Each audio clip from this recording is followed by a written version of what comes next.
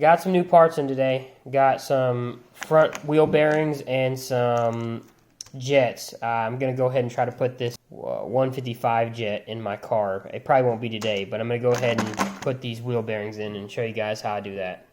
So actually, one of the first steps I'm going to do is, most of the time these aren't packed really well with grease, and I'm not sure how good of grease this is, so I'm going to go ahead and pull all these dust seals off. I just use one of these little picks, just get in the edge and pop it off. I'm going to fill it up and pack it with some better grease, and then I'll put the dust seals back on and then put these bearings back in the freezer so they're icy cold. So I've yet to ever pack these things with grease without ever making a mess, so always recommend wearing gloves and having a lot of rags around. If you guys know a way to pack bearings with grease without being extremely messy, please let me know in the comments down below, and I'll check them out. Thank you. It's nice and windy out today. It's pretty cool out too. I think the high is like 65. So next step is I'm gonna go ahead and put jack stands on the front of the four-wheeler here. I'll just set them on the A-arms right here, these jack stands, and we will lift it up, and I'll take each wheel off, and I'll from there show you. To take the wheels off, it's just simple 4 bolts here, 4 lug nuts, and I think I have to take this axle nut off, or A-arm frame nut, whatever these are called. So after I get that done, I'll update you guys.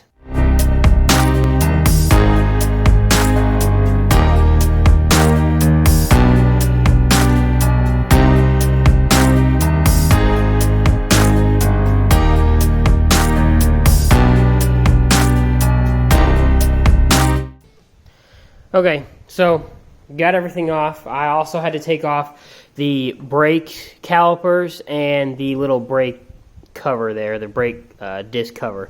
So what I'm going to do now is I'm going to go ahead and pull off these dust seals on each side. There should be there. I think that's a dust seal right there. I'm not sure. I can't remember. But I do know these hubs have spacers on them. I'm just going to go ahead and leave them on here. I'm not going to mess with them unless they get in my way of trying to get these out. I think one of the first steps, like I said, is to get these dust seals out. And I think all I need for that is some either pliers, which actually I got some right here. So I might just be able to pull these out. I do have new ones, so I'm not worried if I destroy them. I might just get a flathead and pry them out with a flathead. So we'll see how that goes. I'm going to attempt to get these out with this flathead and see if that works. Oh yeah, came out perfect. So now you can see there's the bigger bearing and the smaller one is on the other side. So I also saw a guy take a smaller bolt and hammered it in there and popped it out. So I'm going to attempt that and see if I can get that to work. But we'll see. Let's see if I can find something. Okay, so I guess this is just a metal piece in there. I'm not sure. It looks like it just slides into this dust seal on this side. So I'm going to go ahead and pry this other dust seal out. It would be kind of dumb not to. So yeah, I popped that dust seal out right away. It came right out. But as you can see, oh look, there's all water in there. That's probably not good. Ooh yeah, that's some nasty looking grease in there. I do go through a lot of water, so that would probably be why. So what I ended up doing was just taking a big flathead screwdriver and prying the little spacer over until I had room to access to hit the bottom bearing, and it popped right out. Here's the old bearing. Here's the spacer. Looks like it needs to go skinny side towards where the tire goes. So I'll have to clean those up. And then now I should just be able to access this bearing no problem and just hit it with a mallet in this flathead a couple times.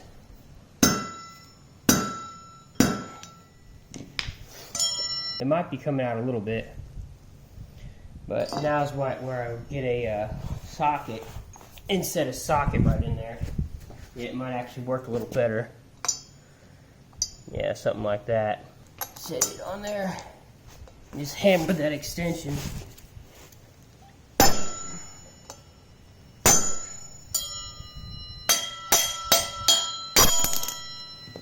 And just like that, the bearings are out. Look at all that water in there.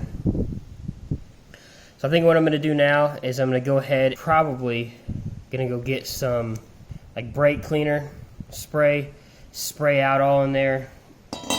Make sure these two pieces are clean. Well, actually I'm going to do the other side first, but then I'll do that. But you guys don't have to watch me do the other side. So here's the old bearings. I'm going to go ahead and take the other side out, and I'll update you guys whenever I'm done with that. Alright, I got both of them out. So now, like I said, I'm just going to go ahead and go get some brake cleaner, clean these two parts, the internal parts, the sleeve and this outside edge thing off, and clean this out pretty good. And then I'm going to go ahead and pack everything with grease. My bearings right now are in the freezer, and once everything's pretty greased up, I think what I'm going to do is I'm going to heat. I saw some videos of guys slipping bearings in, and I'm going to go ahead and heat this up with a torch and slip the hopefully ice cold bearing right on top of this. They'll have been in the freezer probably for about an hour, so hopefully they just slide right in, and if not, I got a mallet to help me. So I'm going to go get some brake cleaner. I'll be right back, but for you guys it'll be... Okay, I cleaned these things up as best as I could back from the store. I sprayed out all the insides of these things with some brake cleaner. I'm going to go ahead and wipe them out. But after that, I'm going to start heating them up, and I'm probably going to put the big ones in first, and that way I can slip the spacers in, and then from there, pound the little one in. So I'm going to go ahead and torch to it and get the cold spacers or bearings out and drop them in.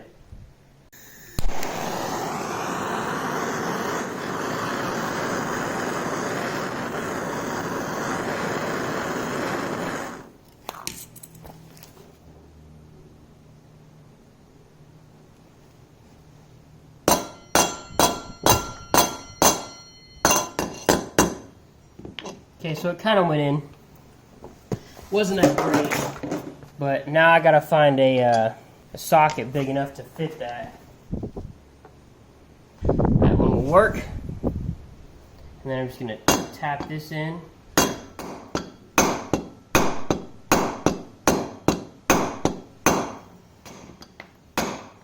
I guess we're just gonna call that good. Now I'm gonna go ahead and heat this up and attempt to drop in that other one. I need to get a socket that fits that before I do anything. That one will work. So now, heat this up.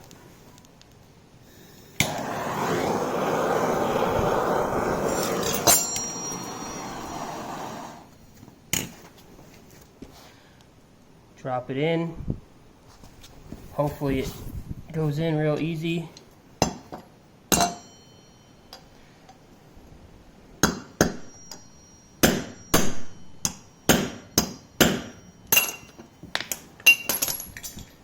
Okay, so I think I got all of them in.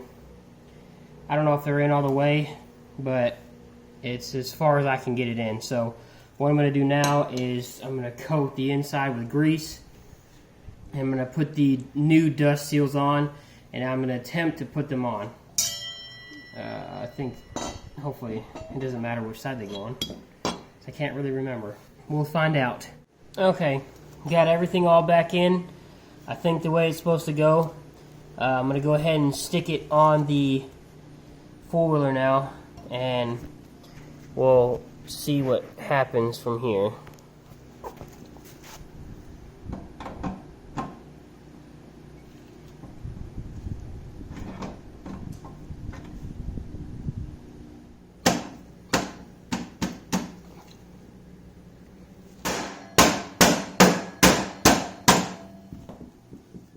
Okay, it was tight as crap, but I got it on there.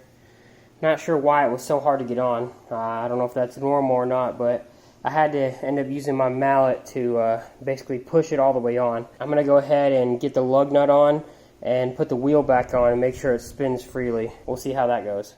So I know I didn't show before, but it did not even spin that long. And I know it's not spinning very long right now, and it's mainly because my brake disc is bent, so it kind of warps, and this wheel is bent. So I need front wheels, front brakes. I probably need all new front A-arms, but for right now, the bearings are good to go. So I'm going to call this side good. Now I got to start on that side.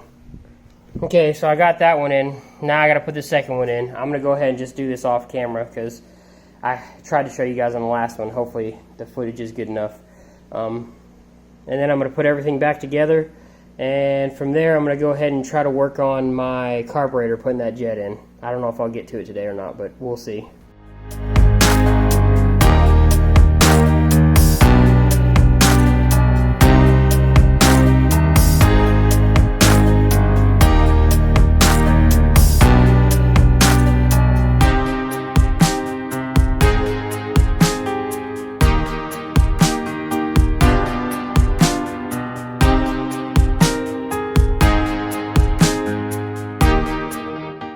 Okay, it's off the jack stands now. I'm going to go ahead and start taking some of the plastics off. Might as well just do the carburetor today. I know there's a lot of stuff I have to take off, but I've been wanting to do it, so I need to rejet it. I'm going to put a 155 in. I think stock is 138 or 148. I can't remember. Once I get to that point, I will show you guys. But for now, all I'm going to do is take the plastics off. Since I'm pretty sure I've already shown you guys a video of that, I don't need to redo that for all that footage. So I'm going to go ahead and pull the plastics off, get down to that point, and show you what I do from there. So, cool. I may actually take it for a ride right now to see if the bearing sounds any different. So I'm just going to go around my house real fast.